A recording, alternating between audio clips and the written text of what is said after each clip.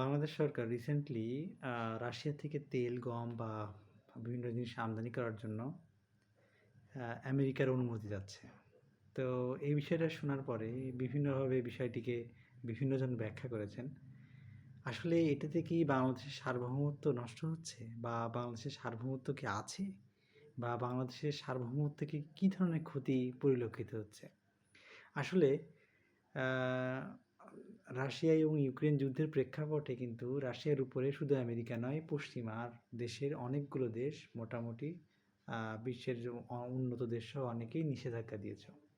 এই নিষেধাজ্ঞা দেওয়ার কারণে কিন্তু রাশিয়া কিন্তু তার স্বাভাবিক যে বাণিজ্য, বৈশ্বিক যে বাণিজ্যটা, তারা বৈশ্বিক বাণিজ্যে ডলারের মাধ্যমে সম্পন্ন করতে পারছে না। তারা রুবল বা বিভিন্নভাবে বাইপাস সিস্টেমের মাধ্যমে তারা এই নিষেধাজ্ঞাকে এড়ানোর চেষ্টা করছে, যদিও তারা এই নিষেধাজ্ঞা এড়াতে পারেনি।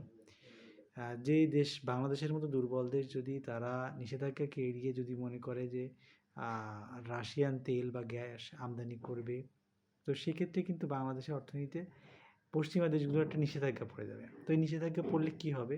বাংলাদেশের কিন্তু আমরা যে রপ্তানির অন্যতম প্রধান প্রোডাক্ট হচ্ছে গার্মেন্টস ফ্যাক্টরি, অর্থাৎ যেই পোশাক, রপ্তানি যে পোশাক, এই পোশাকে কিন্তু আমাদের ম্যাক্সিমাম রপ্তানি আয় হয়।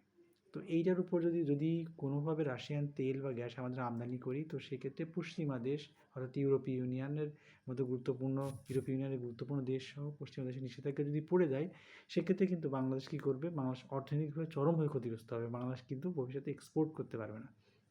আমরা জানি ১৯৭০-এর দশকে আমরা দেখেছি বাংলাদেশ সরকার কিউবাকে কিছু পাটের বস্তা, কিউবা এবং চেকোস্লোভাকিয়াতে কিছু পাটের বস্তা রপ্তানি করছিল, যুগোস্লাভিয়াতে। তো এই পাটের বস্তা রপ্তানি করাকে কেন্দ্র করে কিন্তু আমেরিকার নিষেধাজ্ঞা বা আমেরিকার একটি রোষানলে পড়ে, এবং সেই রোষানলের কারণে কিন্তু আমরা খেয়াল করি যে ৭৪ সালে যে দুর্ভিক্ষ হয়, সেই দুর্ভিক্ষে কিন্তু আমেরিকান খাদ্য নাকি বঙ্গোপসাগর পর্যন্ত এসেও সেই জাহাজ ফিরিয়ে নিয়ে যায় তারা। এবং সেই দুর্ভিক্ষের সময় সেই খাদ্যের আসলেই দরকার ছিল, সেই গমের আসলেই প্রয়োজন ছিল, কিন্তু সেই সময় আমেরিকা সেগুলো দেয়নি কেন? কেন বাংলাদেশ সমাজতান্ত্রিক দেশ, অর্থাৎ কিউবা এবং যে যুগোস্লাভিয়া, এই দেশগুলোতে কেন পাট রপ্তানি করছে বা পাটের তৈরি রপ্তানি করছে, বস্তা রপ্তানি করছে? এই কারণে কিন্তু আমরা দেখি নিষেধাজ্ঞা পড়ে। তো সেই কারণে বাংলাদেশ বারবার যাতে আমেরিকার নিষেধাজ্ঞার কবলে না পড়ে, সেই কারণে বা পশ্চিমা, শুধু আমেরিকা নয়, পশ্চিমা দেশগুলো সহ সব দেশের যে দেশগুলোতে আমরা আমাদের অধিকাংশ তৈরি পোশাকগুলো রপ্তানি করি, সেই জন্য কিন্তু বাংলাদেশ নিষেধাজ্ঞা এড়াতে এই পদক্ষেপ নিয়েছে।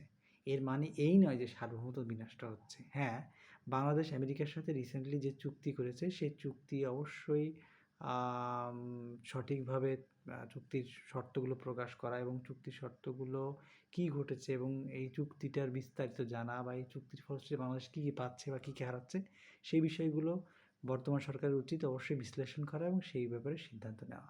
তবে এই যে অনুমতি চাওয়ার বিষয়টার মাধ্যমে যে আমাদের যে সার্বভৌমত্ব বিনষ্ট হচ্ছে কিনা, সে ব্যাপারটা আসলেই ভেবে দেখা দরকার। ধন্যবাদ। ভালো থাকবেন।